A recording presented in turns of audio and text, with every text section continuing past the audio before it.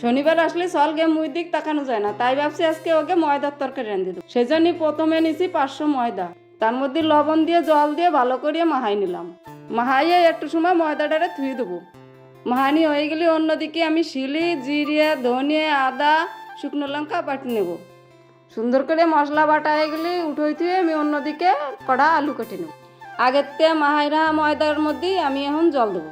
এবার আমি এই ময়দাটারে ভালো করে চটকায় চটকায় দেবো।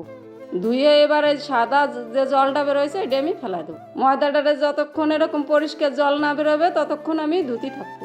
ধুতি এরকম 1 বালতি জল। এবার আমি ময়দাটারে ছোট ছোট করে কাটি নেব। এবার আমি কড়াই বসাইয়ে কড়াই গরম হলে আমি তেল দেবো।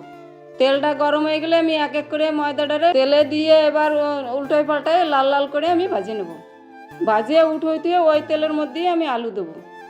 আলুগুলোরে লবণ হলুদ দিয়ে সুন্দর করে লাল লাল করে ভাজিয়ে উঠোই দেবো। ওই তেলের মধ্যেই শুকনো লঙ্কা জিরে ফোড়ন দেবো।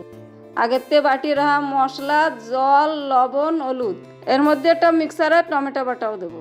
এরপরে আমি মশলাটারে সুন্দর করে কষাইয়া বাজেরা আলু ময়দাটারে দিয়েও আমি ভালো করে কষাবো। কষানি হয়ে গেলে আমি জল দিয়ে নেবো। একটু সময় ফুটোইয়ে এর মধ্যে একটু চিনি দেবো। এরপরে আমি এর মধ্যে একটু ঘি দিয়ে নেবো। তারপরে একটু ফুটানো হলে আমি এরপরে নামাই নেবো।